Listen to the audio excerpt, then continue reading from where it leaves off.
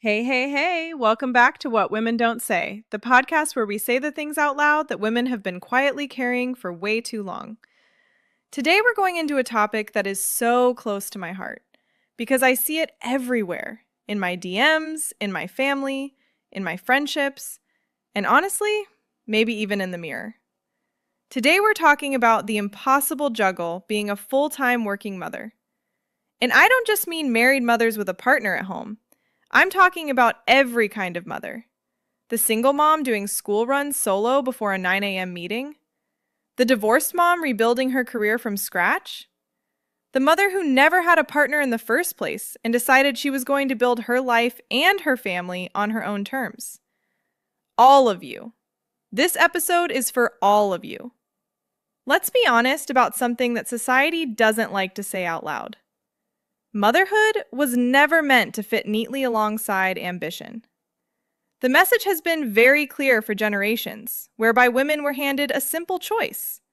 That is, you either pour everything into your children or chase your career. And if you tried to do both, that meant something would have to give. That was the story we were sold. But here's the truth they left out. Women have been doing both all along. Every single day. And the heaviest part? Most people never even see it. Picture an ordinary Tuesday for a working mom. She's up before the sunrise, packing lunches, checking homework, ironing a tiny shirt, replying to a work email she didn't get to last night, persuading a 6-year-old that yes, shoes are in fact non-negotiable, all before 7:30 a.m. Then she gets to work. She shows up, she performs, she delivers. She smiles through meetings and answers every call. Then, at 5 o'clock, she switches instantly straight back into mum mode. Bath time, bedtime stories, emotional check-ins. And only when the house finally falls quiet does she return to the work she couldn't finish earlier. Then she sleeps.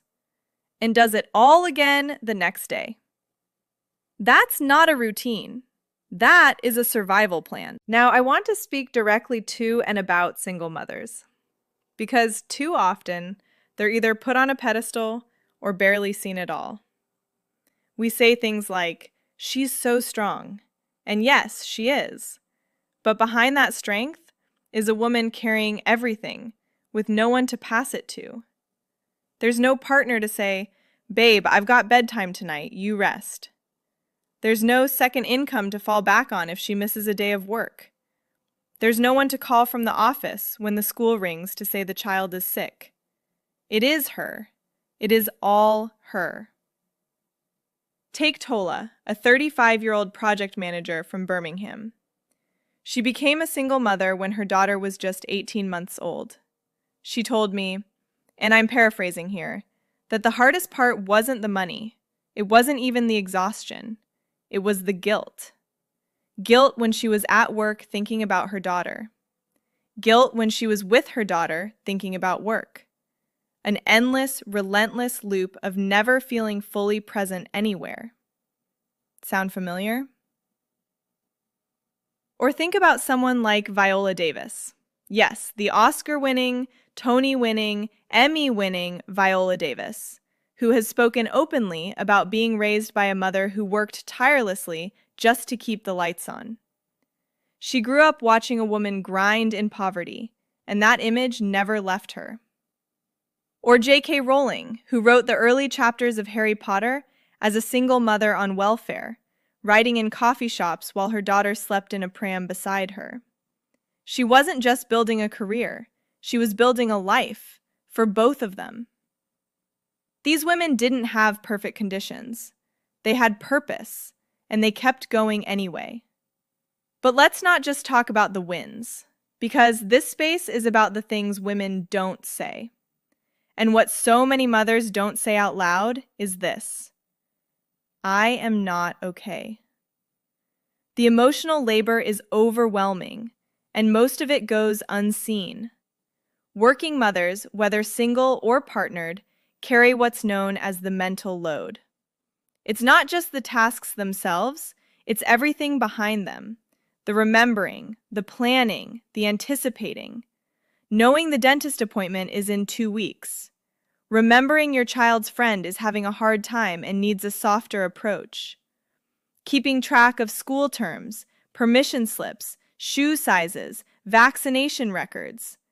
None of that appears in a job description. But it's a full-time role all on its own. And then there's a price to pay for having a career. Time and time again, research shows that mothers are viewed as less committed at work, even when they're delivering the same results as colleagues without children. Meanwhile, fathers are often perceived as more dependable after having kids. The system wasn't built with us in mind. Let's just call it what it is. I want to give you a few more real-world examples. Linda is a nurse and a mother of 3. Her shifts are 12 hours. She leaves the house before her kids wake up and sometimes gets home after they're deeply asleep.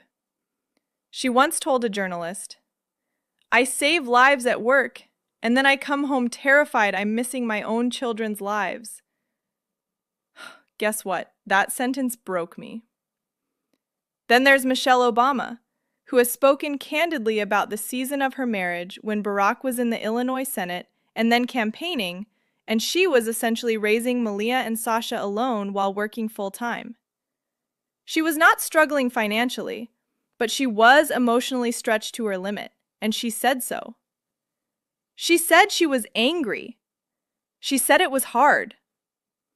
If Michelle Obama says it was hard, then we all get to say it's hard. Okay, so we've named the thing. We've sat in the truth of it. Now let's talk about what we can actually do.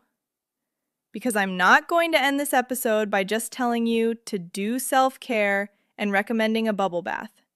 You deserve more than that. Number 1, release the myth of perfect balance. Balance doesn't mean equal every day. Some days work will win. Some days your kids will win. The goal is not perfection, it's presence.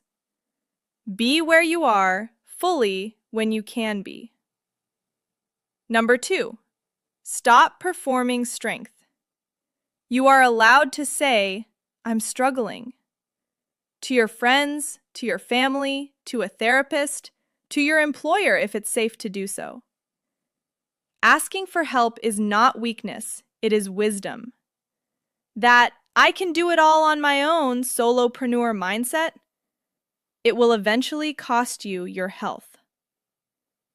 Number 3, build your village, even if it's small. It doesn't have to be a partner. It can be a trusted neighbor, a fellow mom, a sibling. Someone your child knows and trusts who can step in.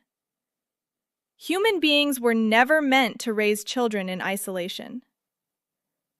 Number 4, protect your non-negotiables. Decide what moments you will not miss.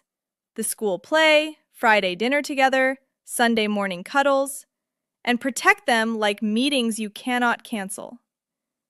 Your presence doesn't have to be constant to be meaningful. Finally, number 5, the one I really want you to hear. You are not failing your children by building a life. You are showing them what it looks like to persist, to be resilient, to pursue something. Your daughter is watching you. Your son is watching you. And one day, they will look back and they will understand. Their mother did not give up on them or on herself. That's what we don't say enough, isn't it? That the working mother, married, single, widowed, whatever her story, is doing something extraordinary, and she deserves to hear that. If this episode spoke to you, share it with a mother in your life. Drop a comment, send it to your group chat. Because sometimes what women need most is simply to hear, "I see you, and you are doing enough." I'll see you next week on What Women Don't Say. Take care of yourselves.